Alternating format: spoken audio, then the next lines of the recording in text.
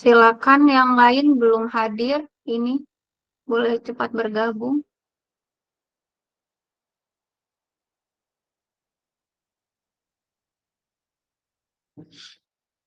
Ya, kita mulai. Assalamualaikum warahmatullahi wabarakatuh. Waalaikumsalam warahmatullahi wabarakatuh. Waalaikumsalam warahmatullahi wabarakatuh. Ya, hari ini kita melanjutkan materi tentang filsafat pendidikan rekonstruksionisme ya. Kalau yang saya lihat di makalah ini hanya satu orang saja pemakalanya, Wulan sendiri kah?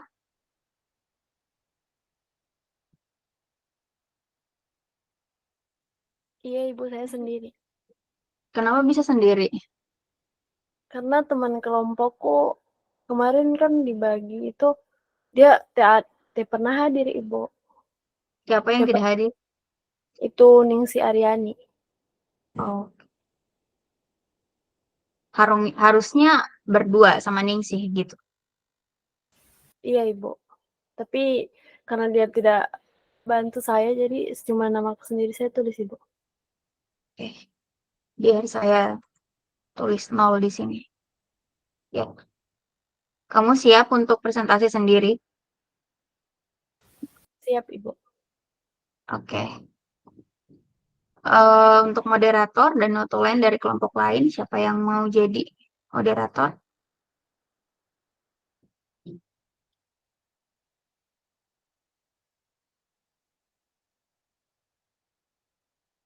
Ada yang mau jadi moderator di sini?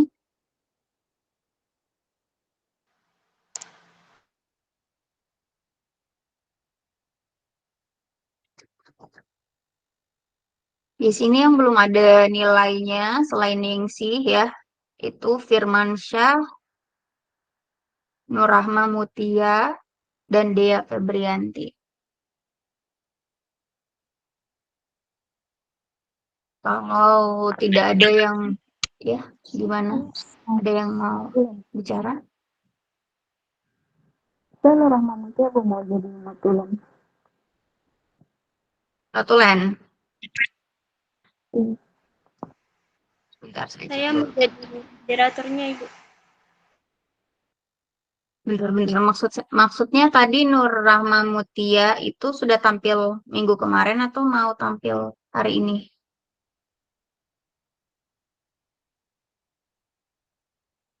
Kamu mau jadi apa, Nur Rahma Mutia? Jadi notulen, Bu. Oke, saya pikir maksudnya minggu kemarin kamu jadi notulen. Oh, yang jadi notulen Fiona ya. Oke. Moderator, siapa yang jadi moderator? Saya Ibu Nur Mutia Rahmadani. Nur. Bentar ya. Ini. Nur Mutia Rahmadani. Terus yang jadi notulen tadi? Nur Rahman. Ya, ya, bentar. Nur Rahman Putri. Oke, karena sudah ada moderator dan notulen, kita bisa langsung mulai saja untuk presentasi yang nanti akan dilakukan oleh Wulan ya. Nah, mungkin bisa langsung saja kepada moderator, dipersilakan waktu dan tempatnya. Baik, Assalamualaikum warahmatullahi wabarakatuh. Waalaikumsalam warahmatullahi wabarakatuh. Perkenalkan, nama saya Nur Mutia Rahmadani. Hari ini saya bertugas menjadi moderator.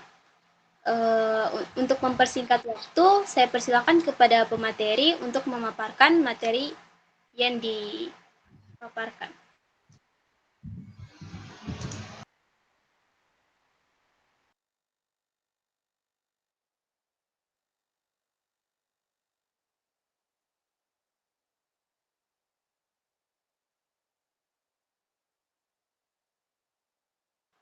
Kepada pemateri dipersilakan untuk membagikan layar.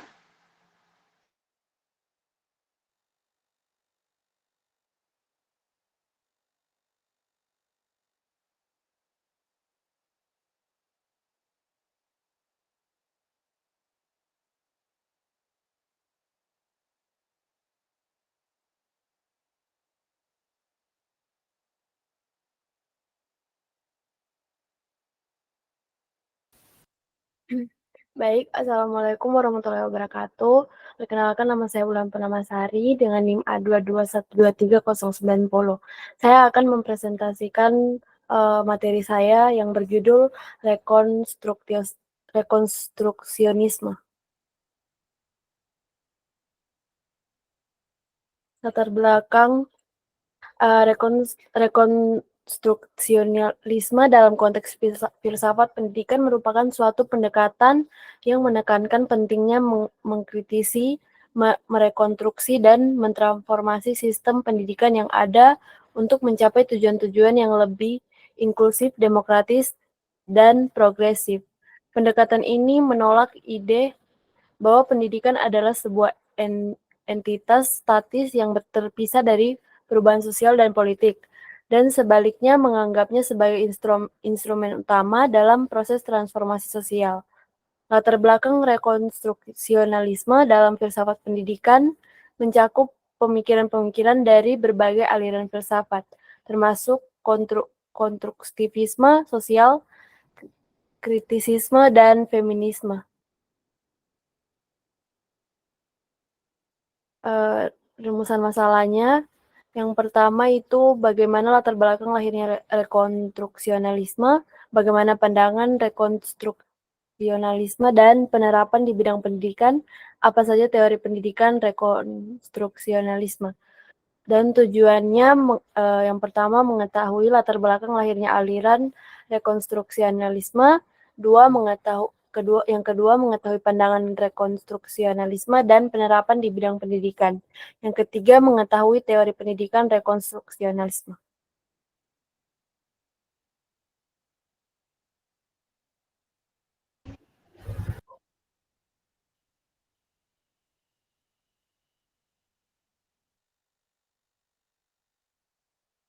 Latar belakang lahirnya aliran rekonstruksionalisme. Latar belakang aliran rekonstruksionalisme berasal dari bahasa Inggris reconstruct yang berarti menyusun kembali. Dalam konteks filsafat pendidikan, aliran rekonstruksionalisme adalah suatu aliran yang berusaha merombak tata susunan lama dan membangun tata susunan hidup kebudayaan yang bercorak modern. Pada dasarnya, aliran rekonstruksionalisme sepaham dengan aliran perennialisme bahwa ada kebutuhan mendesak untuk kejelasan dan kepastian bagi kebudayaan zaman modern sekarang. Hendak menyatakan krisis kebudayaan modern yang sekarang mengalami ketakutan, kebimbangan, dan kebingungan. Tetapi aliran rekonstruksionisme tidak sependapat dengan cara dan jalan pemecahan yang ditempuh filsafat perennialisme.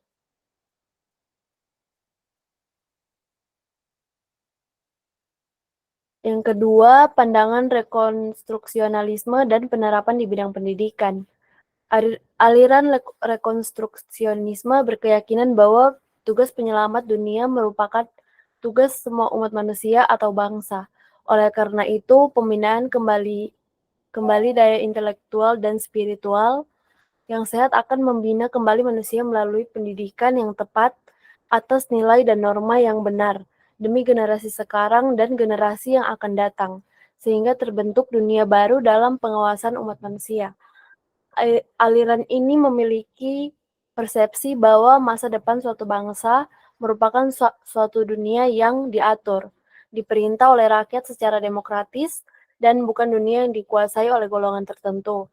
Sila-sila demokrasi yang sungguh bukan hanya teori, tetapi mesti menjadi kenyataan sehingga dapat diwujudkan suatu dunia dengan potensi-potensi teknologi, mampu meningkatkan kualitas kesehatan, kesejahteraan, dan kemakmuran serta keamanan masyarakat, tanpa membedakan warna kulit, keturunan, nasionalisme, 6 agama atau kepercayaan, dan masyarakat bersangkutan.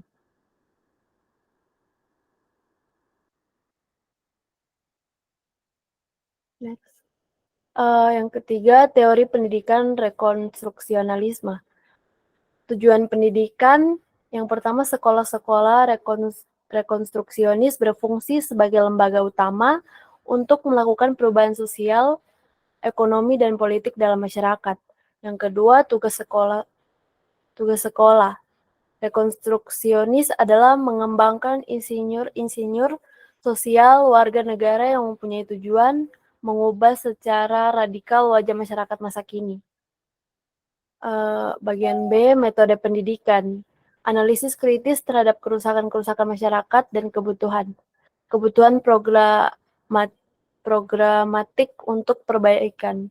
Dengan demikian menggunakan metode pemecahan masalah, analisis kebutuhan dan penyusunan program aksi perbaikan masyarakat.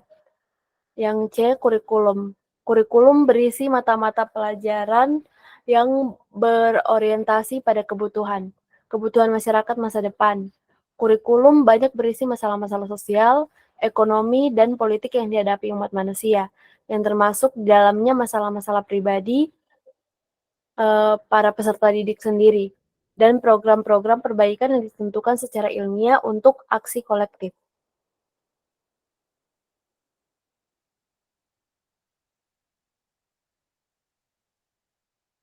Yang D, pelajar. Siswa adalah generasi muda yang sedang tumbuh menjadi manusia pembangun masyarakat masa depan dan perlu berlatih keras untuk menjadi insinyur. Insinyur sosial yang diperlukan untuk membangun masyarakat masa depan. Yang E, pengajar. Guru harus membuat para peserta didik menyadari masalah-masalah yang dihadapi umat manusia, membantu mereka merasa mengenali masalah-masalah tersebut, sehingga mereka merasa terikat untuk memecahkannya. Guru harus terampil dalam membantu peserta didik menghadapi kontroversi dan perubahan. Guru harus menumbuhkan berpikir berbeda-beda sebagai suatu cara untuk menciptakan alternatif pemecahan masalah yang menjanjikan keberhasilannya.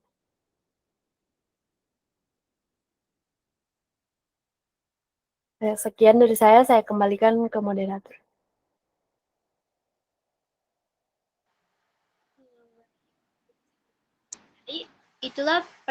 Itulah pemaparan materi dari kelompok pemateri. Selanjutnya saya buka sesi tanya jawab. Untuk sesi pertama saya buka 5 pertanyaan kepada teman-teman sekalian. Jika ada yang ingin bertanya, saya persilahkan.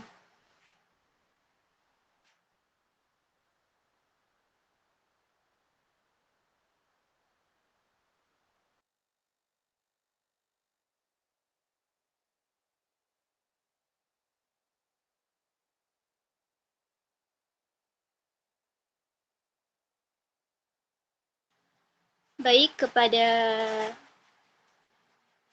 Dinda Aulia, saya persilahkan. Baik, terima kasih moderator. Di sini saya ingin bertanya, bagaimana rekonstruksionisme dapat digunakan untuk meningkatkan kualitas pendidikan di Indonesia? Saya kembalikan ke moderator. Baik, terima kasih Dinda Aulia. Dimohon pertanyaannya dituliskan di kolom chat. Selanjutnya kepada Lutfi, saya persilahkan.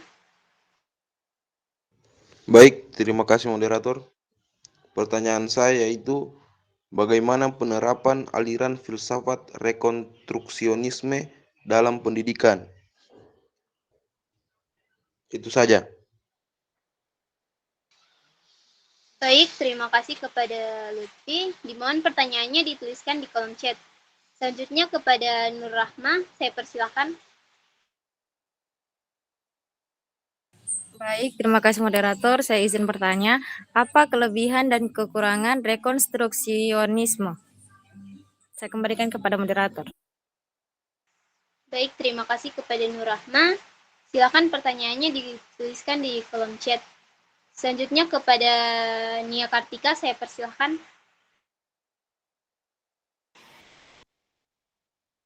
Baik, terima kasih moderator memberikan kesempatan kepada saya untuk memberikan pertanyaan kepada Wulan Purnamasari. Nah, pertanyaan saya itu, apakah rekonstruksionisme cenderung menghasilkan ketidakstabilan politik dan sosial karena menggugat norma-norma yang mapan? Mungkin itu saja pertanyaan dari saya. Kembali ke moderator. Baik, terima kasih kepada Nia Kartika. Selanjutnya kepada Rosmiana saya persilakan. Kepada Nia Kartika dimohon pertanyaannya dituliskan di kolom chat. Saya persilakan kepada Rosmiana.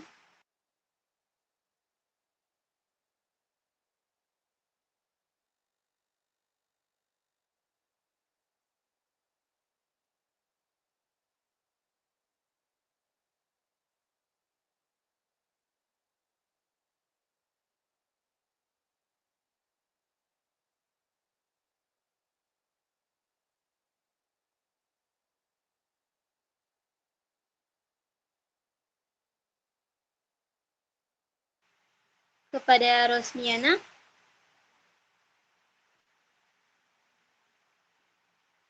Saudari Rosmiana terkeluar tadi. Saya persilakan kepada Isra Abdurrahman. Mohon maaf, saya gabung sama Suci bisa?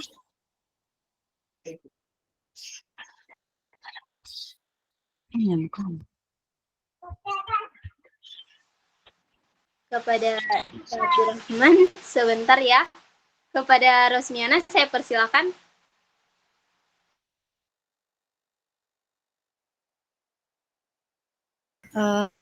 Baik, terima kasih dan mohon maaf sebelumnya karena tadi langsung tiba-tiba keluar, mungkin ada kendala jaringan.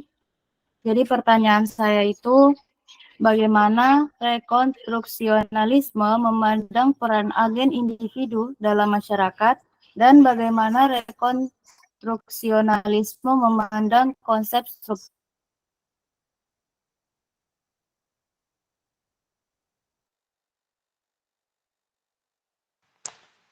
Baik, terima kasih Rosmiana. Dimohon pertanyaannya dituliskan di kolom chat. Karena sudah 5 pertanyaan, mungkin teman-teman yang lain bisa bertanya di sesi 2. Mohon maaf sebelumnya. Baik, saya berikan waktu kepada pemateri untuk mencari jawabannya.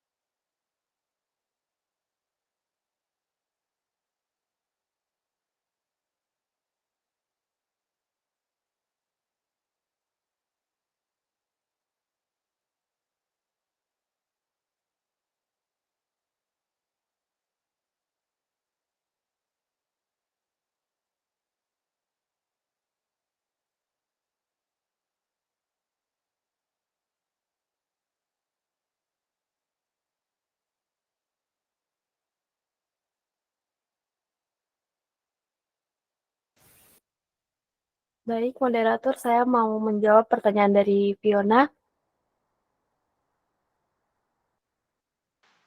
Baik, kepada Wulan Purnamasari saya persilakan.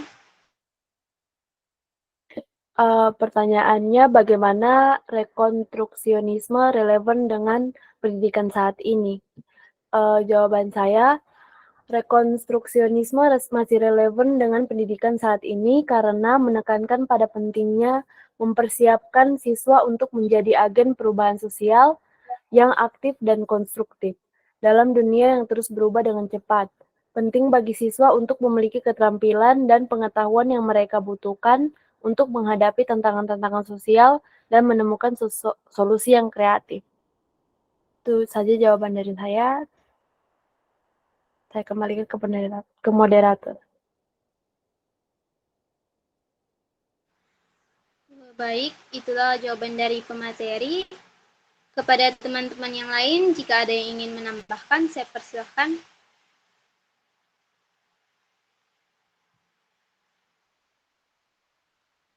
Untuk Nur Rahma, apa yang ingin menambahkan? Saya ingin menambahkan bahwa pendidikan saat ini sudah mulai menjadi bagian dari kehidupan sehari-hari. Sehingga pendidikan saat ini harus dilakukan secara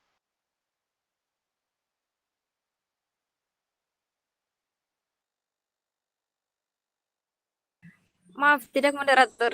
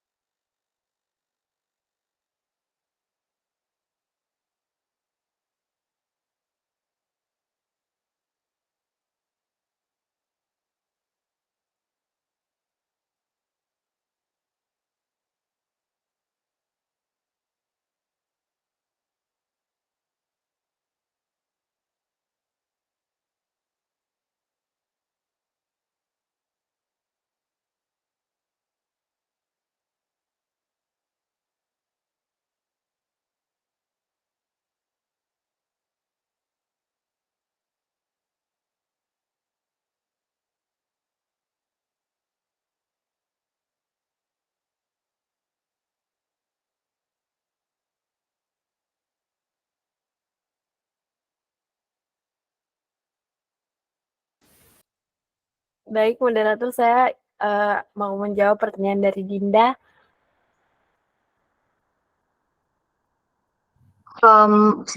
Ini moderator, kalau misalnya tidak ada yang mau menambahkan jawabannya Wulan, untuk pertanyaan pertama boleh dibalikin lagi dulu ke penanya. Apakah sudah diterima atau belum? Kalau sudah boleh dikasih kesimpulannya. Baru nanti kalau sudah selesai pertanyaan pertama, boleh dilanjutkan lagi Wulan untuk menjawab pertanyaan kedua. Gitu. Silakan.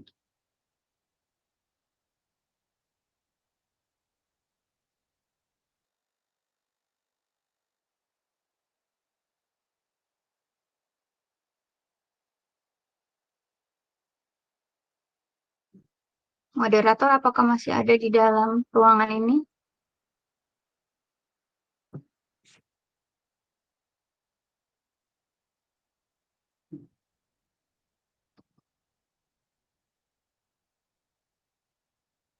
Halo, moderator.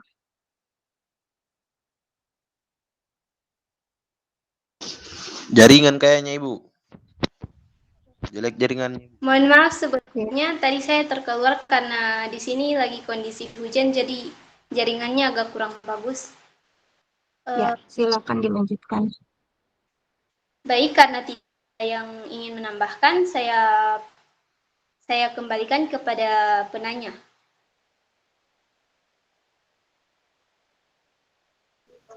Baik, terima kasih kepada pemateri. Di sini saya dapat menyimpulkan rekonstruksionisme masih relevan dengan pendidikan saat ini karena menekankan pada pentingnya mempersiapkan siswa untuk menjadi agen perubahan sosial yang aktif dan konstruktif. Itu saja saya dapat simpulkan. Saya kembalikan kepada moderator.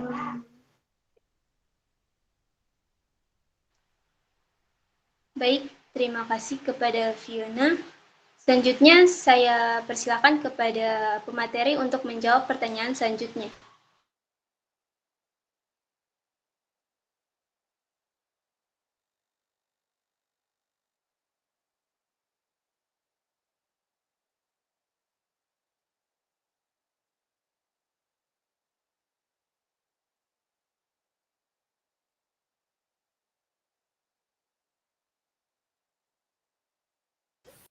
Baik, saya akan menjawab pertanyaan dari Dinda.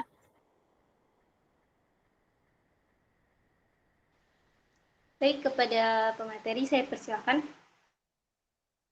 Pertanyaannya bagaimana rekonstruksionisme dapat digunakan untuk meningkatkan kualitas pendidikan di Indonesia?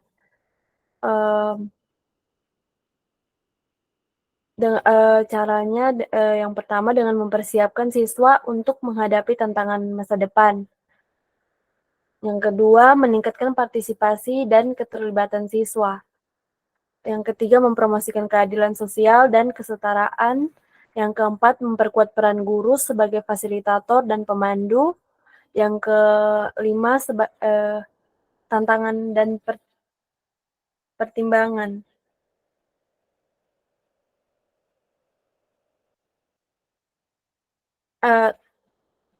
Rekonstruksionisme menawarkan kerangka filosofis yang berpotensi untuk meningkatkan kualitas pendidikan di Indonesia dengan membekali siswa dengan pengetahuan, keterampilan, dan nilai-nilai yang mereka butuhkan untuk menjadi agen perubahan positif dalam masyarakat.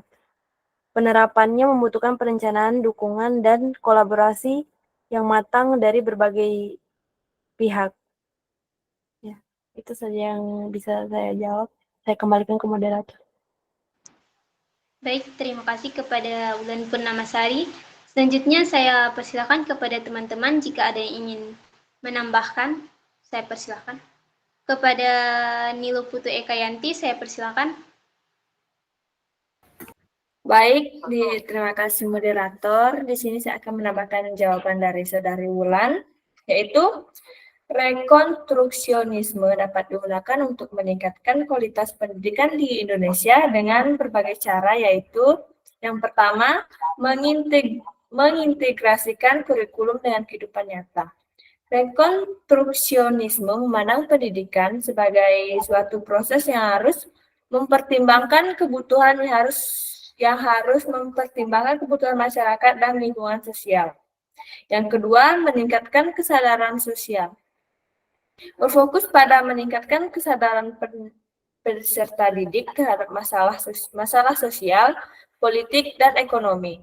Dengan demikian, pendidikan yang berorientasi rekonstruksionisme dapat membantu peserta didik menjadi lebih sadar dan aktif dalam menghadapi permasalahan sosial dan politik. Yang ketiga, mengembangkan keterampilan kritis dan berpikir. Menekankan pentingnya keterampilan kritis dan berpikir dalam proses belajar. Dengan demikian, pendidikan yang berorientasi rekonstruksionisme dapat membantu peserta didik menjadi lebih kritis dan berpikir dalam menghadapi permasalahan sosial dan politik. Yang keempat, meningkatkan kualitas pembelajaran. Rekonstruksionisme berfokus pada meningkatkan kualitas pembelajaran dengan cara mengembangkan suasana belajar yang efektif, menjaga situasi belajar yang kondusif, serta membimbing peserta didik secara aktif. Dengan demikian, pendidikan yang berorientasi rekonstruksionisme dapat membantu meningkatkan kualitas pembelajaran dan hasil belajar. Yang kelima, mengintegrasikan ilmu pengetahuan sosial. Rekonstruksionisme berfokus pada penggunaan ilmu pengetahuan sosial seperti antropologi, ekonomi, sosiologi, sains politik, dan psikologi dalam kurikulum pendidikan.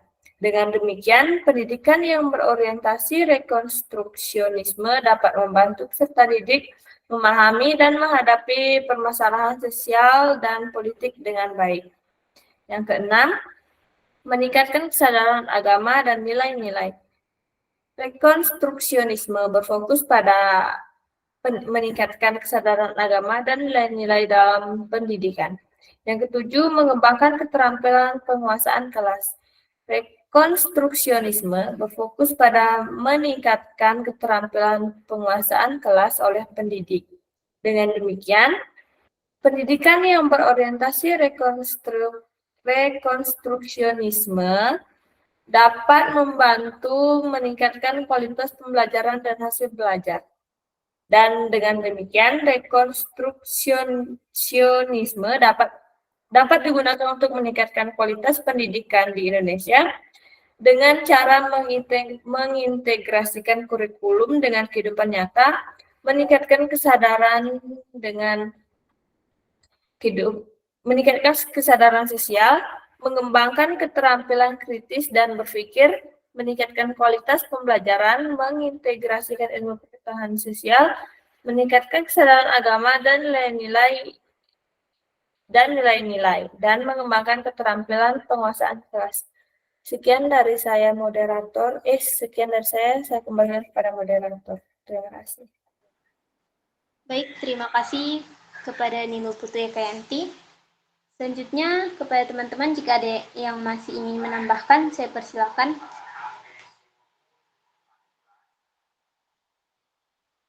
Jika sudah tidak ada, saya kembalikan kepada penanya. Bagaimana kesimpulan dari jawaban pemateri dan penambahan dari audiens tadi? Baik, terima kasih untuk pemateri dan Nilu Putu Ekayanti. Jawabannya sudah sangat jelas dan dapat saya pahami. Di sini saya dapat menyimpulkan bahwa rekonstruksionisme dengan fokus pada perubahan sosial dan memperdaya siswa menawarkan beberapa potensi untuk meningkatkan kualitas pendidikan di Indonesia, seperti mempersiapkan siswa untuk menghadapi tantangan masa depan, meningkatkan partisipasi dan keterlibatan siswa, mempromosikan keadilan sosial dan kesetaraan, dan memperkuat peran guru sebagai fasilitator dan pemandu. Sekian dari saya kembalikan ke moderator. Baik, terima kasih kepada Dinda Ulia. Selanjutnya kepada pemateri, saya persilakan untuk menjawab pertanyaan selanjutnya.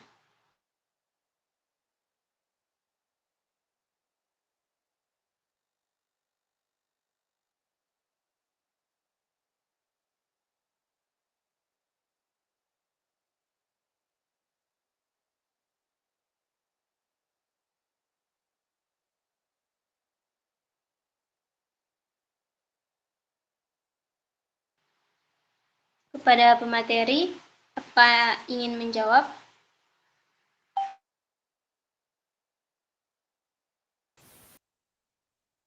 Baik, saya akan menjawab pertanyaan dari Nia Kartika.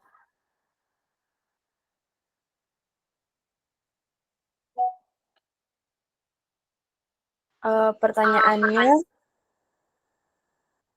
apakah rekonstruksionisme cenderung menghasilkan ketidakstabilan politik dan sosial karena menggugat norma-norma yang mapan? Jawaban saya, rekonstruksionisme dengan fokusnya pada pengubahan struktural dan nilai-nilai yang mapan dalam masyarakat memang memiliki potensi untuk menimbulkan ketidakstabilan politik dan sosial. Ini karena upaya untuk menggugat norma-norma yang sudah ada seringkali menimbulkan resistensi dari pihak yang memiliki kepentingan terhadap status quo. Yang pertama, rekonstruksionisme seringkali menantang hierarki dan struktur kekuasaan yang telah tertanam dalam masyarakat. Hal ini dapat mengancam kepentingan dan privilege kelompok-kelompok yang berkuasa, yang mungkin akan menentang perubahan tersebut secara aktif. Yang kedua, ketika nilai-nilai tradisional dihadapkan dengan pandangan-pandangan baru yang muncul dari rekonstruksionisme, konflik budaya dan identitas dapat timbul. Namun demikian, dampak ketidakstabilan politik dan sosial ini tidaklah pasti dan tergantung pada bagaimana rekonstruksi itu dilakukan dan diterima oleh masyarakat. Jika rekonstruksi dilakukan dengan dialog terbuka, partisipasi masyarakat yang luas, dan upaya untuk memperkuat kesetaraan serta inklusi, maka kemungkinan terjadinya ketidakstabilan bisa diminimalkan. Selain itu, pengelolaan konflik dengan bijaksana dan penanganan yang adil terhadap kepentingan yang terlibat juga dapat membantu mengurangi potensi ketidakstabilan. Sekian dari saya kembalikan ke moderator. Baik, terima kasih kepada Wulan Purnamasari. Selanjutnya kepada teman-teman, jika ada yang ingin menambahkan, saya persilahkan.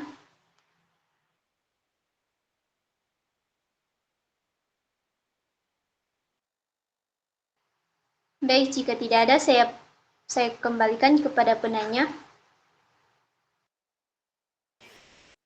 Baik, terima kasih moderator. Dari jawaban yang telah diberikan oleh saudari Wulan Purnamasari, saya dapat memahami bahwa rekonstruksionisme memiliki potensi untuk menimbulkan ketidakstabilan politik dan sosial karena menggugat norma-norma yang mapan dalam masyarakat.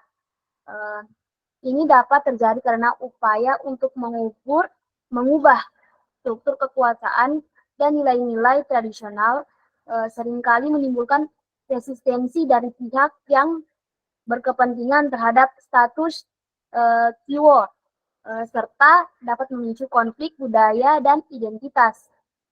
Namun, dampak ketidakstabilan ini tidak pasti dan dapat meminimalkan melalui pendekatan yang inklusif, dialog, terbuka, partisipasi masyarakat yang luas, serta penanganan konflik yang bijaksana dan adil. terhadap kepentingan yang terlibat. Oleh karena itu, meskipun rekonstruksionisme menimbulkan potensi resiko, pengelolaan yang tepat dapat membantu mengurangi dampak negatif. Itu dia mungkin tanggapan yang dapat saya berikan. Kembali ke moderator. Baik, terima kasih Nia Kartika. Selanjutnya kepada pemateri, apakah ingin menjawab pertanyaan selanjutnya? Baik, saya akan menjawab pertanyaan dari Rosmiana. Pertanyaannya, bagaimana rekonstruksionalisme memandang peran agen individu dalam masyarakat? Dan bagaimana rekonstruksionalisme memandang konsep struktural sosial? Rekonstruksionalisme menekankan peran agen individu sebagai aktor yang aktif dalam membentuk dan mempengaruhi struktur sosial. Individu-individu ini memiliki kekuatan untuk memperjuangkan perubahan sosial dan membentuk arah perubahan tersebut. Dan bagaimana rekonstruksionalisme memandang konsep struktural? Rekonstruksionalisme menekankan bahwa struktur sosial adalah hasil dari interaksi manusia yang kontinu dan perubahan sosial yang berlangsung sepanjang waktu. Itu saja jawaban saya. Terima kasih. Saya kembalikan ke moderator.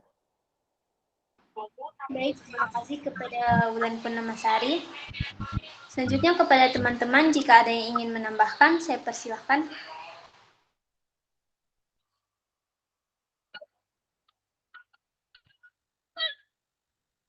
Baik, kepada Suci Rahmawati, saya persilahkan.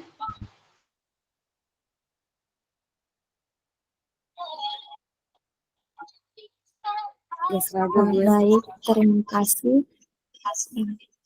Mungkin saya bisa menambahkan jawabannya sedikit. Pandangan rekonstruksionalisme tentang agen individu. Rekonstruksionalisme memandang agen individu sebagai pelaku aktif dalam perubahan. Ini apa? Individu tidak mempengaruhi sosial, tapi mereka juga memiliki untuk bertindak atas struktur tersebut dan mengubahnya. Menurut rekonstruksionalisme, individu memiliki tanggung jawab untuk mengembangkan pemahaman kritis tentang dunia melalui pendidikan dan pengalaman. Yang kedua ada berpartisipasi dalam masyarakat. Yang ketiga, berjuang untuk keadilan sosial dan kesetaraan. Rekonstruksionalisme menekankan pentingnya pemberdayaan individu untuk menjadi agen perubahan. Hal ini dapat dicapai melalui pendidikan yang memfokuskan pada pengembangan keterampilan berpikir kritis, pemecahan masalah, dan komunikasi sosial. Rekonstruksionalisme mengakui bahwa struktur sosial seperti kelas, ras, gender, dan agama memiliki pengaruh yang signifikan terhadap kehidupan individu. Struktur ini dapat menciptakan ketidakadilan dan ketimpangan, dan membatasi peluang individu untuk mencapai potensi penuh mereka. Namun, rekonstruksionalisme tidak percaya tidak dapat diubah. Individu dan kelompok-kelompok masyarakat dapat berkarya bersama untuk menantang dan mengubah struktur sosial yang tidak adil. Hal ini dapat dilakukan melalui aktivitas politik, gerakan sosial, dan pendidikan. Mungkin itu saja, kembali moderator. Baik, terima kasih kepada Suci Rahmawati atas penambahannya. Selanjutnya kepada teman-teman yang lain, jika masih ada yang ingin menambahkan, saya persilahkan. Baik, jika sudah tidak ada, saya kembalikan kepada penanya. Baik, terima kasih kepada materi dan teman yang sudah menambahkan. Mengenai jawaban yang saya berikan pertanyaan tadi, saya rasa sudah jelas dan dapat saya simpulkan bahwa rekonstruksionalisme itu memandang peran agen individu dalam masyarakat, yaitu dengan cara menekankan peran agen individu sebagai aktor aktif dalam membentuk dan mempengaruhi struktur sosial, di mana agen individu sebagai pelaku aktif dalam perubahan sosial. Individu tidak hanya dipengaruhi oleh struktur sosial, tetapi mereka juga memiliki kemampuan untuk bertindak atas struktur tersebut dan perubahannya, serta individu-individu yang memiliki kekuatan untuk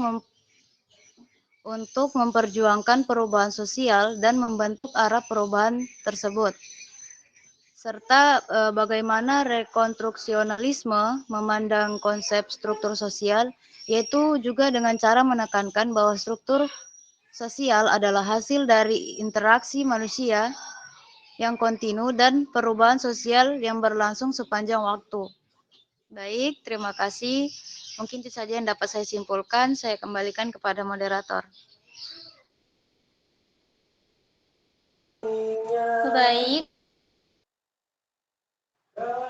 Baik, terima kasih kepada Rosmiana. Selanjutnya kepada pemateri, saya persilakan untuk menjawab pertanyaan terakhir dari Nur Rahma.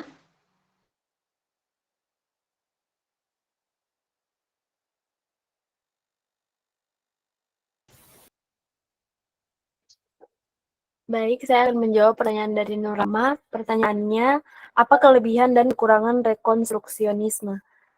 Kelebihannya mempersiapkan siswa menjadi agen perubahan sosial yang aktif dan kritis, mengembangkan kemampuan berpikir kritis, memecahkan masalah dan komunikasi pada siswa, memotivasi siswa untuk belajar secara aktif dan mandiri, mempersiapkan siswa untuk menghadapi tantangan di masa depan. Dan kekurangannya memerlukan guru yang terampil dan kreatif, memerlukan sumber daya yang memadai, sulit diterapkan dalam kelas yang besar dan heterogen, dan berpotensi untuk memicu kontroversi dan pertentangan. Itu saja jawaban dari saya kembalikan ke moderator.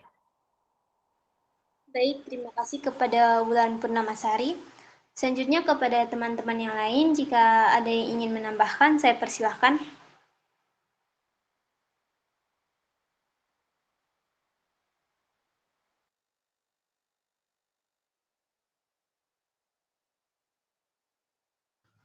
Baik, kepada Lutfi, saya persilakan. Baik, terima kasih. Saya izin menambahkan sedikit mengenai kelebihan dan kekurangan aliran rekonstruksionisme. Kelebihan aliran rekonstruksionisme yaitu menekankan pada pengalaman yang dimiliki para siswa dengan interaksi ekstensif antara guru dan siswa, dan di antara persiswa itu sendiri. Melalui suatu pendekatan rekonstruksionis sosial pada pendidikan, para siswa belajar metode-metode yang tepat untuk berhadapan dengan krisis-krisis signifikan yang melanda dunia. Perang, depresi ekonomi, terorisme internasional, kelaparan, inflasi, dan percepatan peningkatan teknologi.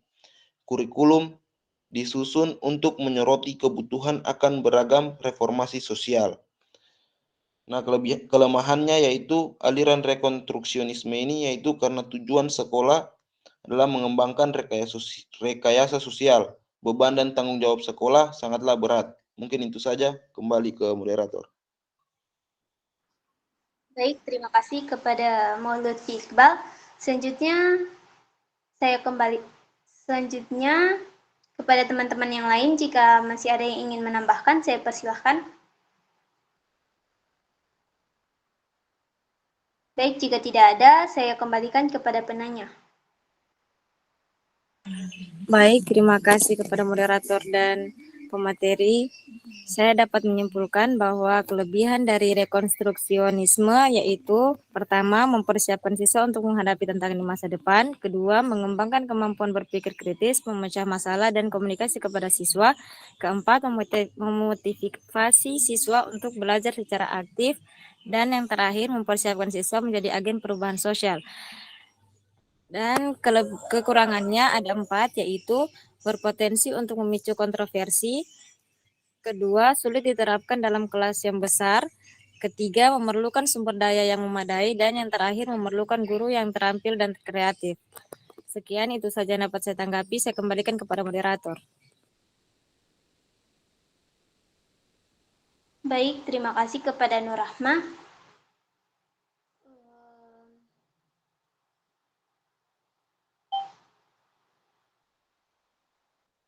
Kepada pemateri, saya persilakan untuk menjawab pertanyaan dari Lutfi Iqbal.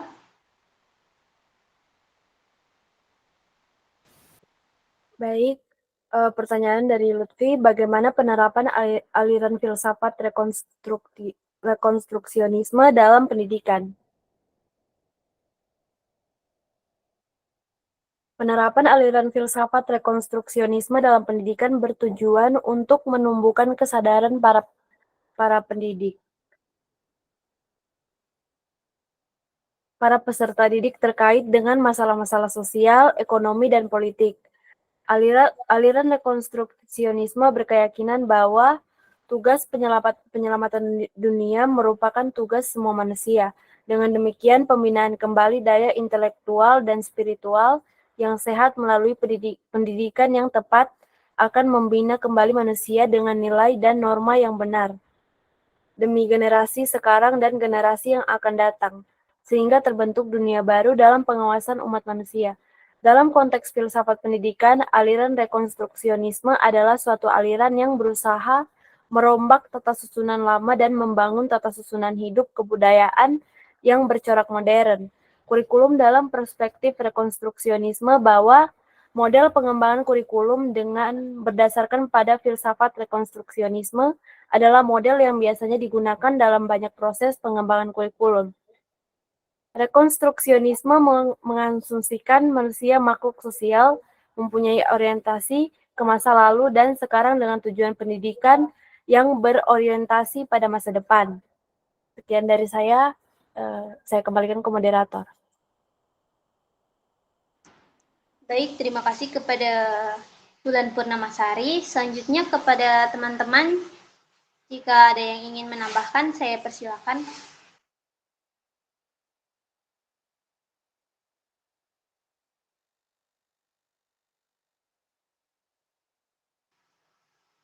Baik, jika tidak ada, saya kembalikan kepada penanya. Baik, terima kasih kepada tim penyaji telah menjawab pertanyaan dari saya. Yang saya dapat tanggapi, yaitu yang saya simpulkan, yaitu peran aliran filsafat rekonstruksionisme dalam pendidikan, yaitu merombak budaya-budaya atau masalah-masalah lama menjadi lebih modern. Mungkin itu saja, kembali ke moderator. Baik, terima kasih kepada Lutfi Iqbal. Karena sesi 1 sudah selesai dan waktu juga masih agak banyak, saya buka sesi kedua. Kepada teman-teman yang ingin bertanya, saya persilakan. Baik, kepada Isra Abdurrahman, saya persilakan. Baik, terima kasih moderator. Di sini saya akan bertanya, bagaimana implementasi filsafat pendidikan rekonstruksionisme dalam membentuk gaya belajar dosen? Itu saja pertanyaan dari saya kembalikan ke moderator. Baik, terima kasih kepada Isra Abdurrahman. Dimohon pertanyaannya dituliskan di kolom chat. Selanjutnya kepada teman-teman yang lain, jika masih ada yang ingin bertanya, saya persilakan.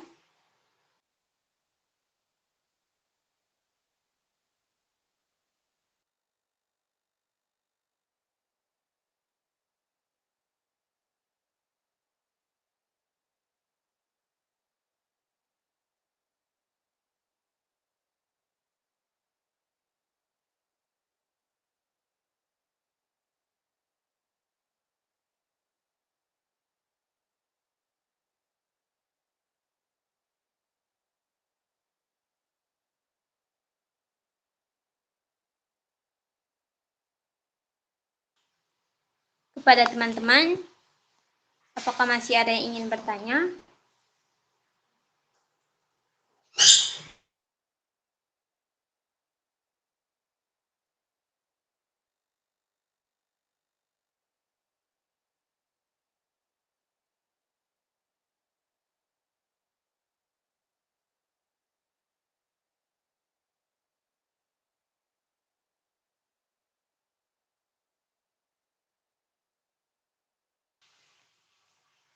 Baik, kepada Amanah Ikrasari saya persilakan. Baik, terima kasih kepada moderator telah memberikan kesempatan kepada saya untuk bertanya. Di sini saya bertanya bagaimana rekonstruksional menyeimbangkan penilaian individu dengan penilaian kolektif. Baik, terima kasih. Kembali ke moderator. Baik, terima kasih kepada Amanah Ikrasari. Dimohon pertanyaannya dituliskan di kolom chat. Sejujurnya kepada teman-teman yang lain, jika masih ada yang ingin bertanya, saya persilahkan. Baik, kepada Rusniar Haruna, saya persilahkan. Baik, terima kasih moderator. Izin bertanya. Pertanyaannya, bagaimana rekonstruksionisme dapat diterapkan dalam konteks pendidikan di Indonesia? Itu saja, saya kembalikan kepada moderator. Baik, terima kasih kepada Rusniar Haruna. Dimohon pertanyaannya dituliskan di kolom chat. Selanjutnya kepada Nurul Sagita, saya persilakan. Baiklah, terima kasih moderator. Saya akan bertanya, bagaimana peran guru dalam aliran perennialisme?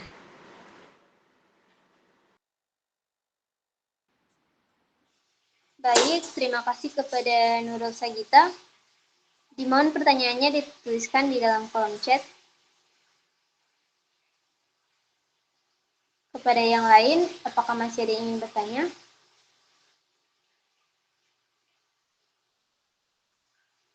Baik, jika sudah tidak ada, saya berikan waktu kepada Wulan Purnamasari untuk mencari jawabannya.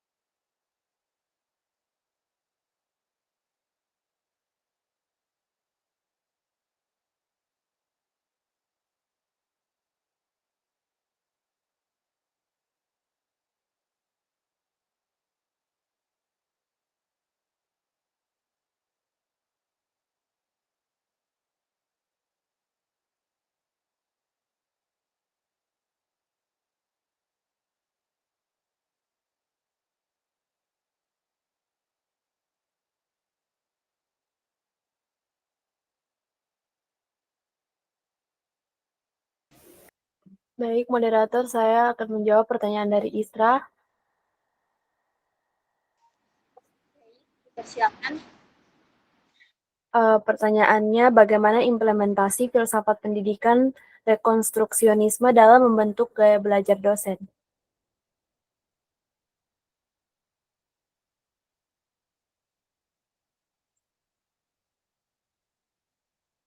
Filsafat pendidikan rekonstruksionisme menekankan pada peran aktif dosen dalam memfasilitasi pembelajaran siswa untuk mencapai perubahan sosial yang positif. Berikut ada beberapa cara bagaimana rekonstruksionisme dapat membentuk gaya belajar dosen. Yang pertama, fokus pada masalah dan konteks nyata. Dosen rekonstruksionis menggunakan masalah dan konteks nyata dan dari kehidupan siswa sebagai titik awal untuk pembelajaran. Mereka mendorong siswa untuk meneliti, menganalisis, dan mendiskusikan masalah-masalah ini secara kritis dan konstruktif. Yang kedua, pembelajaran berpusat pada siswa. Dosen rekonstruksionis menempatkan siswa sebagai pusat proses belajar mengajar. Mereka mendorong siswa untuk mengambil kepemilikan atas pembelajaran mereka sendiri dan untuk secara aktif terlibat dalam kegiatan belajar. Hal ini membantu siswa untuk mengembangkan rasa kemandirian, tanggung jawab, dan motivasi untuk belajar. Yang ketiga, pendekatan kolaboratif. Dosen rekonstruksionis mendorong kolaborasi dan kerjasama antar siswa dalam pembelajaran. Mereka menciptakan lingkungan belajar yang suportif dan inklusif di mana siswa merasa nyaman untuk berbagi ide dan bekerja sama dengan orang lain. Hal ini membantu siswa untuk mengembangkan keterampilan interpersonal, kepemimpinan, dan kerja tim. Yang keempat, penggunaan teknologi. Dosen rekonstruksionis memanfaatkan teknologi untuk meningkatkan pembelajaran siswa. Mereka menggunakan berbagai alat dan sumber daya online untuk membantu siswa belajar tentang masalah sosial, berkomunikasi dengan orang lain, dan mengambil tindakan untuk membuat perubahan. Sekian dari saya kembalikan ke moderator. Baik, terima kasih kepada Bulan Purnamasari. Selanjutnya kepada teman-teman yang lain, jika ada yang ingin menambahkan, saya persilakan.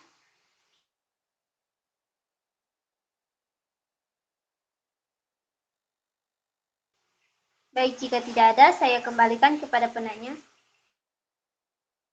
Baik, jawaban dari pemateri sudah sangat jelas dan saya dapat menyimpulkan ada beberapa cara bagaimana rekonstruksionisme dapat membentuk gaya belajar dosen. Yang pertama itu fokus pada masalah dan konteksnya. Yang kedua, pembelajaran berpusat pada siswa. Yang ketiga, pendekatan kolaboratif. Dan terakhir, penggunaan teknologi. Itu saja yang saya dapat simpulkan. Saya kembalikan ke moderator. Baik, terima kasih kepada Ika Abdurrahman. Selanjutnya kepada Wulan Purnamasari, saya persilakan untuk menjawab pertanyaan selanjutnya.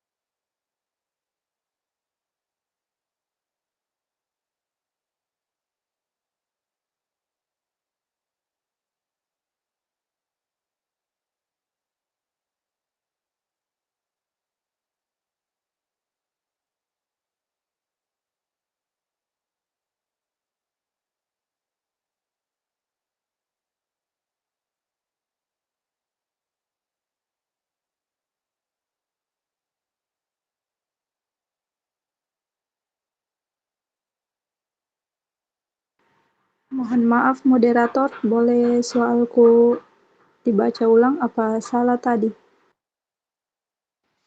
Baik, kepada Nurul Sagita saya persilakan. Baiklah, terima kasih moderator. Pertanyaan saya, apa kelebihan dari aliran rekonstruksionisme?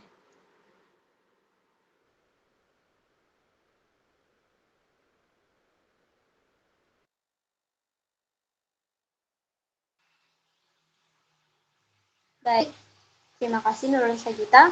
Mohon pertanyaan yang tadi dihapus, lalu pertanyaan yang baru saja dituliskan di kolom chat. Selanjutnya kepada pemateri, apakah ingin menjawab pertanyaan selanjutnya?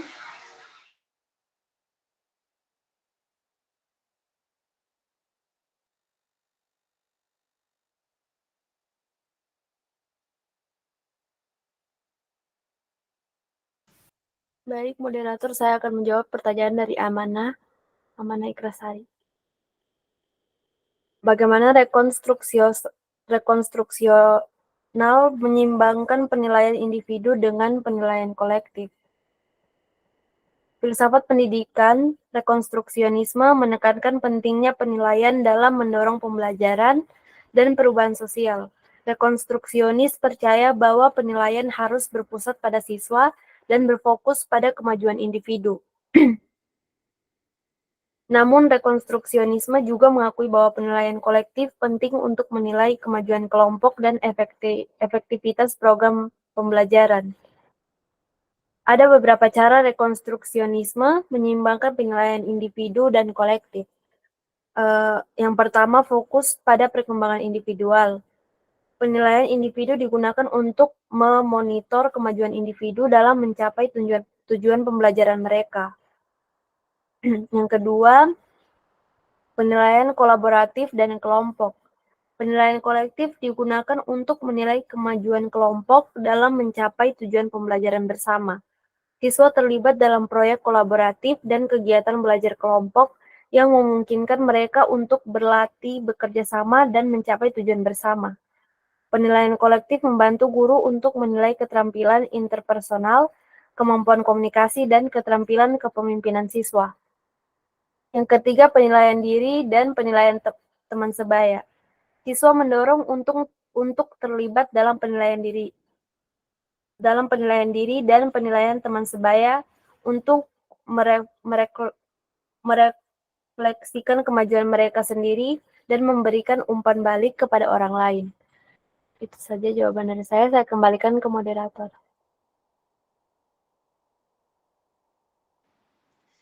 Baik, terima kasih kepada Wulan Purnamasari.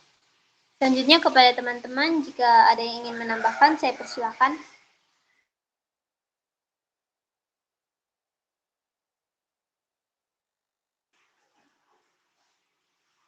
Baik, jika tidak ada, saya kembalikan kepada penanya. Baik, terima kasih. Di sini saya dapat menyimpulkan bahwa filsafat pendidikan rekonstruksi menekankan pentingnya penilaian dalam mendorong pembelajaran dan perubahan sosial. Percaya bahwa penilaian harus berpusat pada siswa dan fokus pada kemajuan individu. Beberapa cara rekonstruksiisme menyimbangkan penilaian individu dalam kolektif. Yang pertama ada fokus pada perkembangan individu. Yang kedua ada penilaian kolaboratif dan kelompok. Yang ketiga ada penilaian diri dan penilaian teman sebaya. Itu saja yang dapat saya simpulkan. Kembali ke moderator. Baik, terima kasih kepada Amanah Ikrasari. Selanjutnya kepada tim pemateri, apakah ingin menjawab pertanyaan selanjutnya?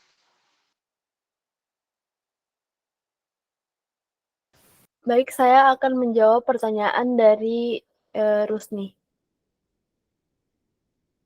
Pertanyaannya, bagaimana rekonstruksionisme dapat diterapkan dalam konteks pendidikan di Indonesia? Dalam konteks pendidikan di Indonesia, rekonstruksionisme dapat diterapkan dengan berbagai cara.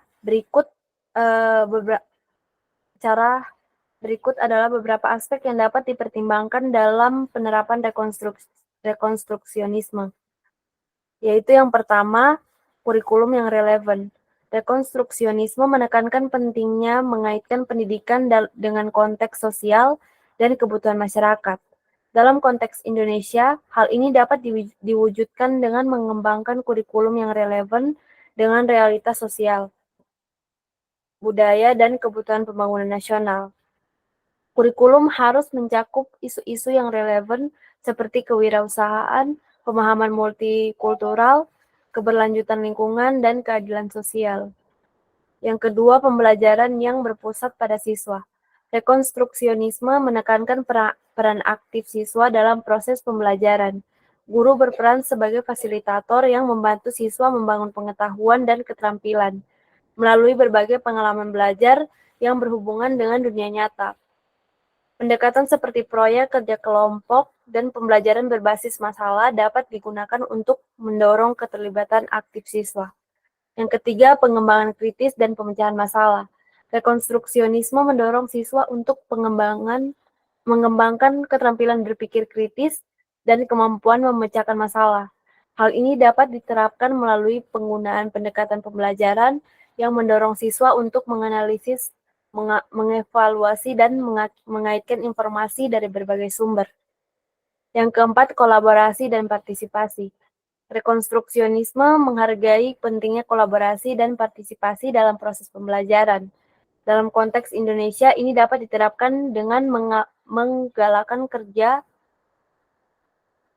dengan melaksanakan kerja kelompok, proyek kolaboratif, dan kegiatan ekstrakurikuler yang mendorong siswa untuk bekerja sama, berbagi ide, dan membangun keterampilan sosial. Yang kelima, pengembangan kesadaran sosial. Rekonstruksionisme menekankan pentingnya kesadaran sosial dan partisipasi aktif dalam masyarakat. Siswa dapat diajak untuk berpartisipasi dalam kegiatan sukarela, proyek sosial, atau advokasi untuk perubahan sosial yang positif. Penerapan rekonstruksionisme dalam pendidikan di Indonesia melibatkan perubahan dalam pendekatan pembelajaran, kurikulum, dan peran guru. Sekian dari saya kembalikan ke moderator.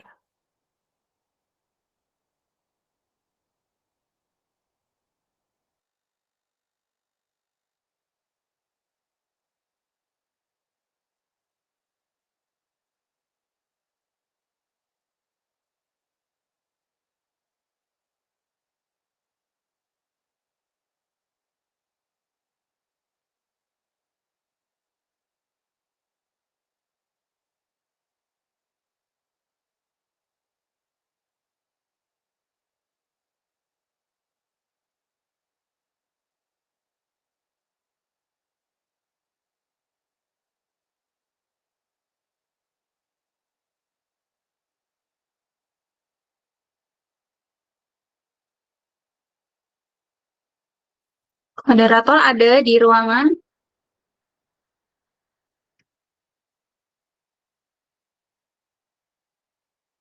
Tidak ada ya? Boleh langsung ke yang bertanya atau ada yang mau menambahkan, silakan. Ya, silakan Reski Amalia. Nambahkan Ibu. Oke, silakan. Baik, terima kasih. Saya akan menambahkan sedikit tentang rekonstruksionisme dapat diterapkan dalam konteks pendidikan di Indonesia dengan mengintegrasikan prinsip-prinsip filsafat konstruksionisme ke dalam kurikulum dan praktik pendidikan. Konstruksionisme dapat diterapkan dalam konteks pendidikan di Indonesia juga dapat dilakukan dengan berbagai cara. Yang pertama, dapat mengintegrasikan nilai-nilai Pancasila. Rekonstruksionisme dapat membantu mengintegrasikan nilai-nilai Pancasila ke dalam kurikulum pendidikan Indonesia, sehingga pendidikan di Indonesia dapat berfokus pada pengembangan kualitas manusia berdasarkan nilai-nilai kejujuran, keterbukaan, dan kesadaran sosial. Yang kedua, bisa menyebutkan kurikulum berbasis kompetisi. Kurikulum berbasis kompetisi dan kurikulum tingkat satuan pendidikan dapat diterapkan dengan menggunakan prinsip konstruksionisme, sehingga pendidikan di Indonesia dapat berfokus pada pengembangan kemampuan siswa yang sesuai dengan kebutuhan masyarakat dan nilai-nilai sosial. Yang ketiga, mengintegrasikan teknologi dan pengetahuan. Rekonstruksionisme dapat membantu mengintegrasikan teknologi dan pengetahuan ke dalam kurikulum pendidikan, sehingga pendidikan di Indonesia dapat berfokus pada pengembangan kemampuan siswa dan sesuai dengan kebutuhan masyarakat dan juga nilai-nilai sosial. Dan yang keempat, mengintegrasikan ilmu-ilmu sosial, di mana rekonstruksionisme dapat membantu mengintegrasikan ilmu-ilmu sosial seperti antropologi, ekonomi, sosiologi, sains politik, dan psikologi ke dalam kurikulum pendidikan, sehingga pendidikan di Indonesia dapat berfokus juga pada pengembangan kemampuan siswa yang sesuai dengan kebutuhan masyarakat dan nilai-nilai sosial. Yang selanjutnya, menjelaskan pendidikan yang berbasis nilai-nilai. Rekonstruksionisme juga dapat membantu mengembangkan pendidikan yang berbasis nilai-nilai, sehingga pendidikan di Indonesia dapat berfokus pada pengembangan kualitas manusia yang berdasarkan nilai-nilai kejujuran, keterbukaan, dan kesadaran sosial. Dan yang terakhir, mengintegrasikan prinsip-prinsip filsafat pendidikan Islam. Rekonstruksionisme juga dapat membantu mengintegrasikan prinsip-prinsip filsafat pendidikan Islam ke dalam kurikulum pendidikan, sehingga pendidikan di Indonesia dapat berfokus pada pengembangan kualitas manusia yang berdasarkan nilai-nilai ajaran Islam. Dengan demikian, rekonstruksionisme dapat diterapkan dalam konteks pendidikan di Indonesia dengan mengintegrasikan prinsip-prinsip filsafat rekonstruksionisme ke dalam kurikulum dan praktik pendidikan. Cukup sekian yang saya dapat tambahkan. Selanjutnya saya kembalikan kepada moderator. Baik, terima kasih Reski Amalia. Selanjutnya kepada teman-teman yang lain, jika masih ada yang ingin menambahkan, saya persilahkan.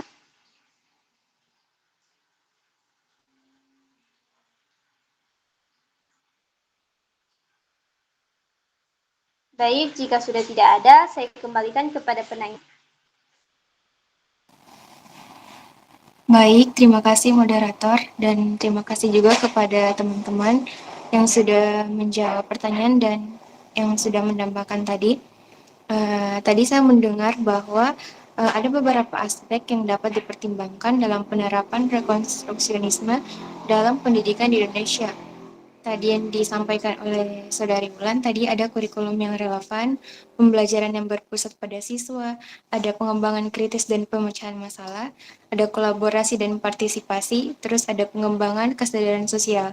Dan dari Saudari Rizky Amalia tadi dapat mengintegrasikan nilai-nilai Pancasila, mengintegrasikan nilai-nilai sosial. Dan dari penjelasan tersebut, saya dapat mengambil kesimpulan bahwa penerapan rekonstruksionisme dalam pendidikan di Indonesia melibatkan perubahan dalam pendekatan pembelajaran, kurikulum, dan peran guru. Dalam menerapkan rekonstruksionisme, penting untuk mempertimbangkan konteks khusus Indonesia, termaksud tentang infrastruktur, keberagaman budaya, dan kebutuhan pembangunan nasional. Itu saja yang dapat saya simpulkan dari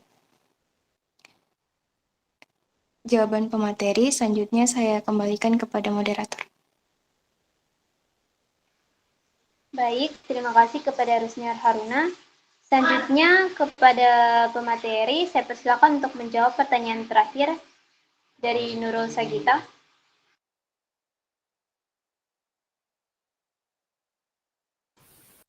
Baik, saya akan menjawab pertanyaan dari Nurul Sagita. Apa kelebihan dari aliran rekonstruksionisme? Kelebihannya yaitu yang pertama mendorong perubahan sosial. Rekonstruksionisme memandang pendidikan sebagai alat untuk mengubah masyarakat menjadi lebih baik. Yang kedua, mengembangkan pemikiran kritis. Dalam proses belajar rekonstruksionisme, siswa didorong untuk berpikir kritis, menganalisis masalah, dan mencari solusi secara rasional. Yang ketiga, meningkatkan partisipasi sosial. Rekonstruksionisme menekankan pentingnya partisipasi aktif siswa dalam masyarakat. Yang keempat, membangun karakter. Rekonstruksionisme bertujuan untuk membangun karakter individu yang bermoral, adil, dan demokratis. Yang kelima, mempersiapkan masa depan. Rekonstruksionisme membekali siswa dengan pengetahuan dan keterampilan yang dibutuhkan untuk hidup di masa depan. Yang keenam, memperkuat peran guru. Rekonstruksionisme memandang guru sebagai fasilitator dan pembimbing bagi siswa dalam proses belajar. Yang ketujuh, meningkatkan motivasi belajar. Rekonstruksionisme membuat proses belajar menjadi lebih menarik dan menantang bagi siswa. Yang kedelapan, memperkaya wawasan. Rekonstruksionisme mendorong siswa untuk mempelajari berbagai disiplin ilmu dan sudut pandang yang berbeda. Yang kesembilan, itu saja jawaban dari saya. Saya kembalikan ke moderator. Baik, terima kasih kepada Wulan Purnamasari. Selanjutnya kepada teman-teman yang lain, jika ada yang ingin menambahkan, saya persilahkan. Baik, izin menambahkan. Jadi dari pertanyaan yang diberikan kepada penanya, yaitu apa kelebihan dari aliran rekonstruksionalisme, di mana tadi sudah disebutkan dari pemateri, sekaligus juga ini sudah ditanyakan oleh Nur Rahma.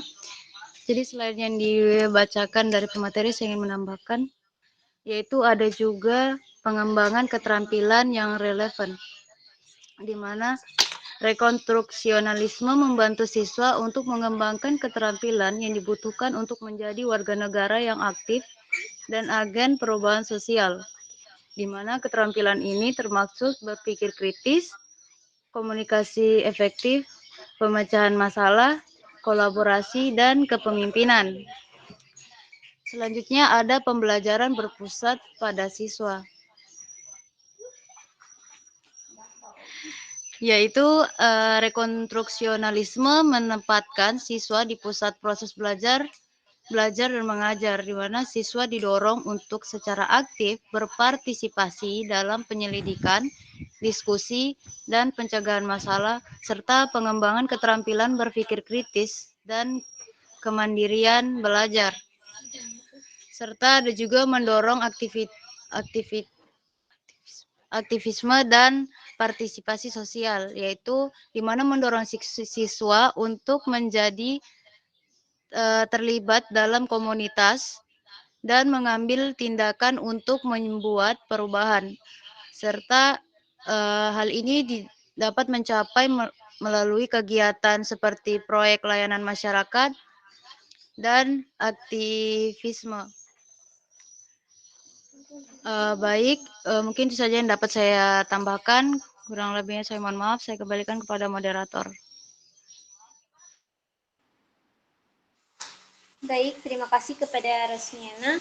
Selanjutnya kepada teman-teman yang lain, jika masih ada yang ingin menambahkan, saya persilahkan.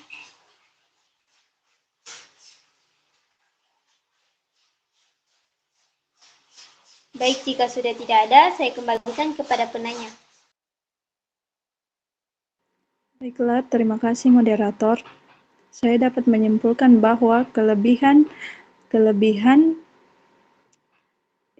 rekonstruksionisme yaitu mendorong perubahan sosial, mengembangkan pemikiran kritis, meningkatkan partisipasi sosial, membangun karakter, dan mempersiapkan masa depan, memperkuat peran guru, meningkatkan motivasi belajar, dan memperkaya wawasan. Itu saja yang dapat saya simpulkan. Saya kembalikan ke moderator. Baik, terima kasih kepada Nurul Sagita. Karena waktu kita sudah hampir selesai dan pertanyaan juga sudah selesai, selanjutnya saya bisa menarik kesimpulan dari materi kita hari ini, yaitu rekonstruksionisme berasal dari bahasa Inggris reconstruct yang berarti menyusun kembali. Dalam konteks filsafat pendidikan, aliran rekonstruksionisme adalah suatu aliran yang berusaha merombak tata susunan lama dan membangun tata susunan hidup kebudayaan yang bercorak modern. Maka dari itu, rekonstruksionisme berusaha mencari kesepakatan semua orang mengenai tujuan utama yang dapat mengatur tata kehidupan manusia dalam suatu tatanan baru seluruh lingkungannya. Maka melalui lembaga dan proses pendidikan, rekonstruksionisme ingin merombak tata susunan lama dan membangun tata susunan hidup kebudayaan yang sama sekali baru. Mungkin itu saja yang bisa saya simpulkan dari materi kita hari ini. Selanjutnya saya berikan kepada Ibu untuk memperkuat dan menambahkan jawaban-jawaban dari pemateri tadi. Kepada Ibu saya persilakan. Baik, terima kasih moderator sudah memandu jalannya diskusi kita ya. Sebelum saya menambahkan, saya sudah memberikan absensi dan juga nilai kepada adik-adik. Ada 2 orang di sini yang sementara saya kasih alpa ya. Kalau ada info silakan bisa konfirmasi. Ada Firmansyah sama ada Ningsih yang saya tidak lihat dari tadi di Google Meet ya. Jadi sisanya sudah saya kasih hadir ya. Kalau misalnya ada info silakan dikonfirmasi. Kalau tidak ada berarti saya kasih alfa keduanya.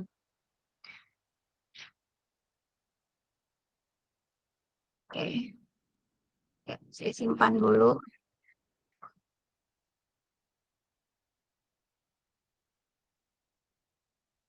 Oke, sudah saya simpan permanen. Jadi sepertinya dari pertemuan-pertemuan sebelumnya memang seperti itu ya. 2 orang ini tidak hadir dari awal ya. Oke. Ya, jadi ketika ada yang menyebutkan topik ini mungkin banyak yang belibet ya. Katanya rekonstruksionisme, panjang. Rekonstruksionisme itu sebenarnya istilah ada beberapa kayak penggalan yang bisa dipisah ya. Jadi pertama itu kita dari konstruk dulu ya. Konstruk itu bisa kata kerja, artinya membangun ya, atau menyusun. Kemudian biasanya kalau konstruksionisme, kata isme itu di akhir itu merujuk pada suatu pendapat atau aliran atau paham ya, atau pandangan ya. Jadi makanya disebut sebagai konstruksionisme. Jadi konstruksionisme aliran untuk membangun atau menyusun. Sebenarnya sebelum kita belajar rekonstruksionisme, kita harus belajar dulu konstruksionisme ya.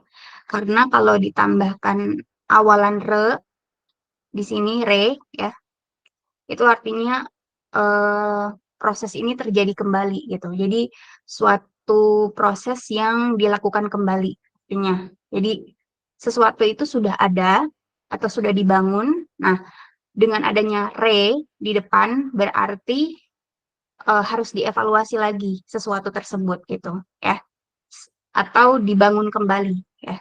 Jadi konstruksionisme kembali artinya ya. Jadi rekonstruksionisme itu berarti merujuk pada suatu pandangan yang pengen mengedit atau memperbarui atau menambah atau mengurangi, intinya ingin melakukan kembali gitu ya. Nah, yang ingin dilakukan itu apakah mau dirombak dari awal?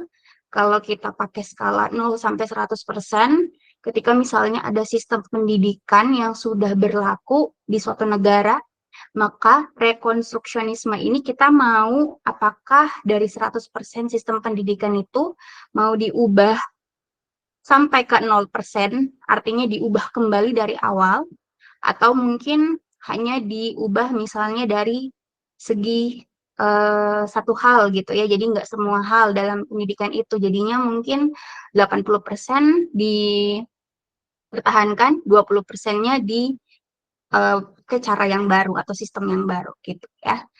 Nah, jadi rekonstruksionisme itu seperti itu ya prinsipnya.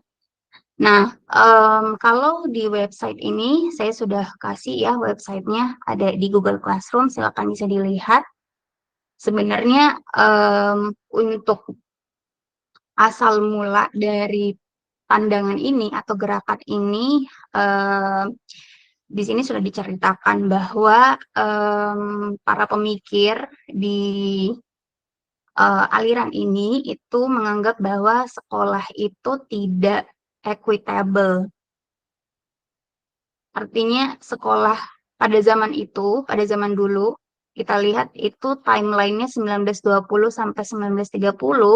Kalau adik-adik masih ingat aliran filsafat pendidikan progresif itu juga hampir mirip timeline-nya gitu ya. Jadi hampir bersamaan ya antara progresivisme dengan rekonstruksionisme ini gitu. Jadi mereka menganggap bahwa sekolah atau sistem pendidikan di zaman dulu itu tidak equitable, artinya tidak adil gitu.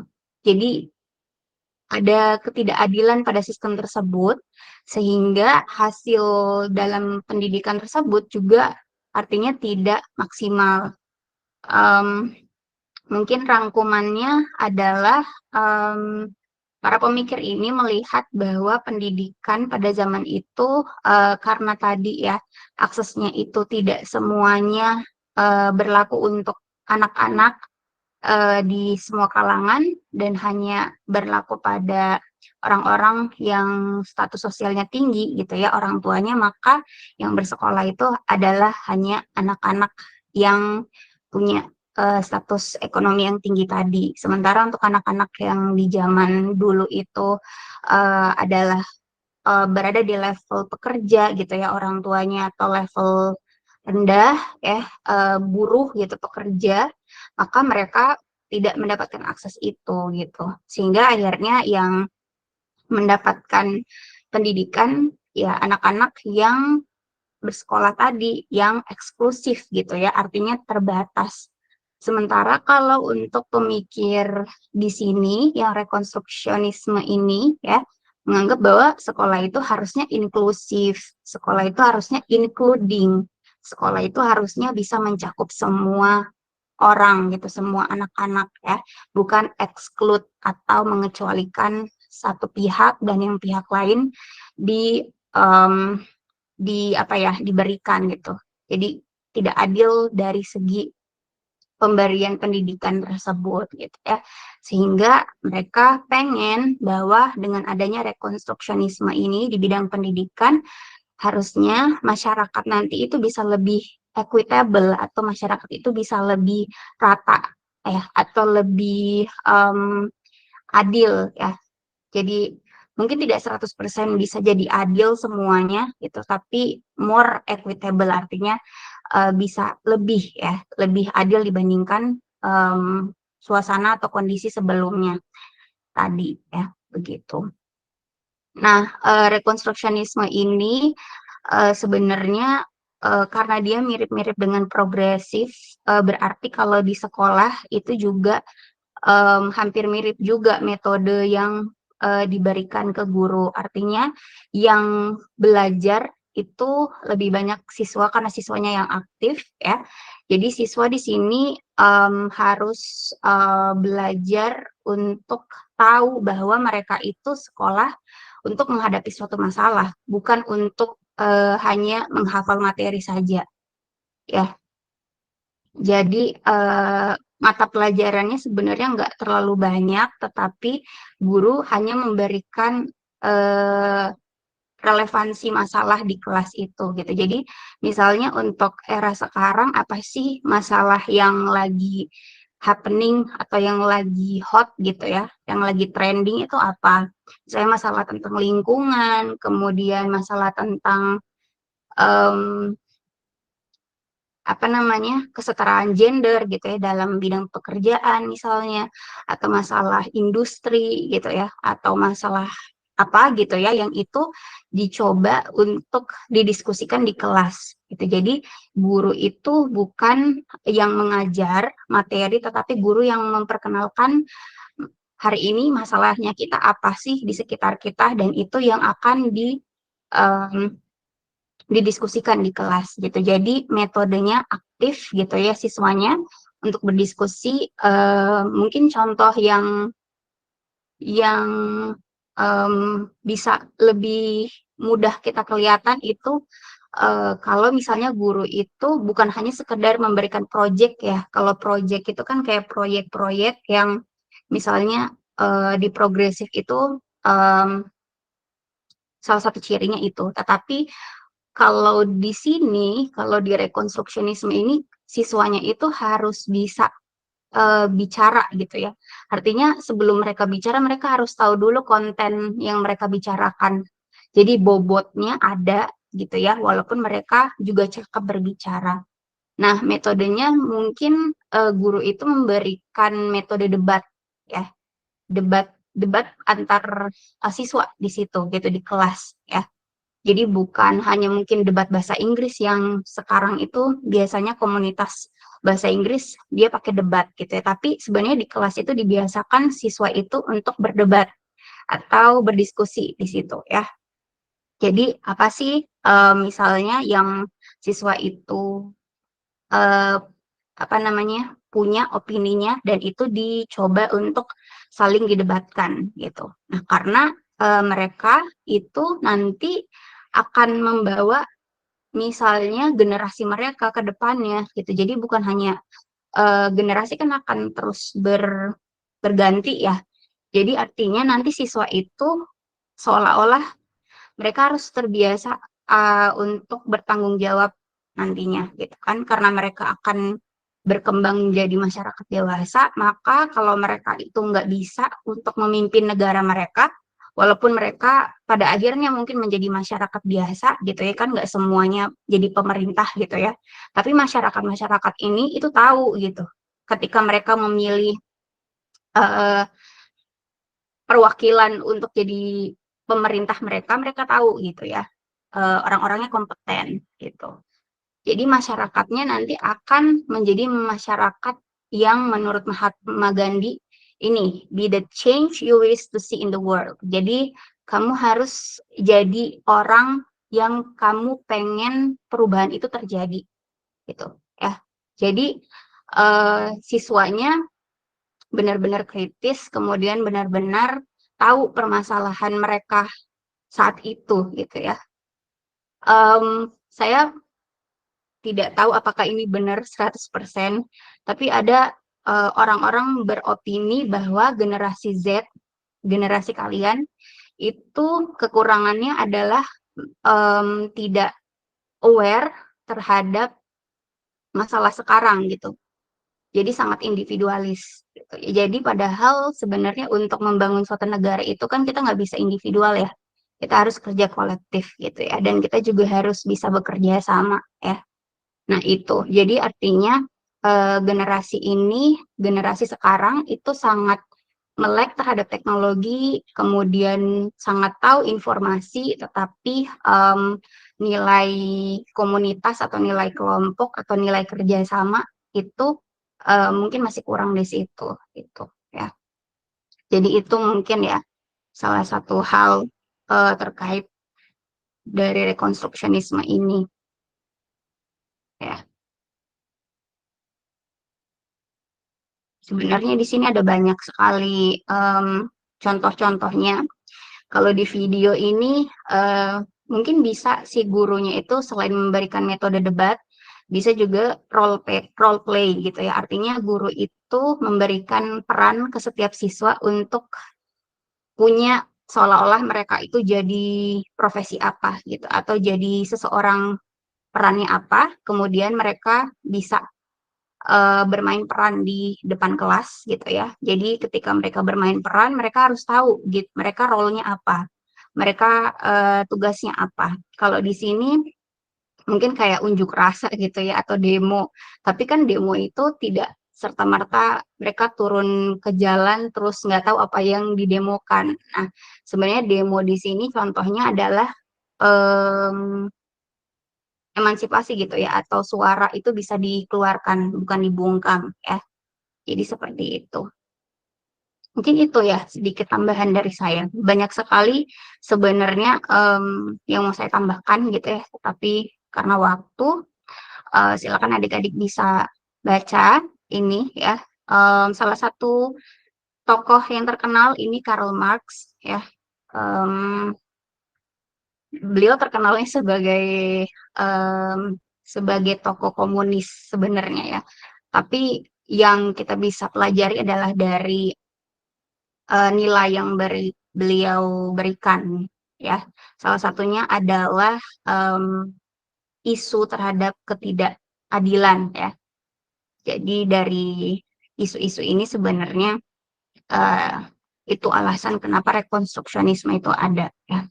Salah satunya lagi, saya pernah singgung juga beliau, mungkin di kelas ini atau di kelas yang lain, waktu aliran filsafat pendidikan progresif ya, Paulo Freire. Paulo Freire juga tokoh opresi gitu ya, untuk melihat pada saat itu ya pendidikan itu secara ironi tidak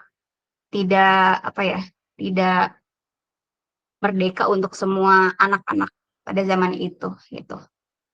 Nah, di sini kelihatan sekali beliau punya buku yang harusnya dipublikasikan pada saat itu juga, tetapi karena beliau itu bersiteru dengan pemerintah atau ada political issue di situ, sehingga buku tersebut ditunda gitu ya untuk dipublish ya, karena pemerintah tidak mau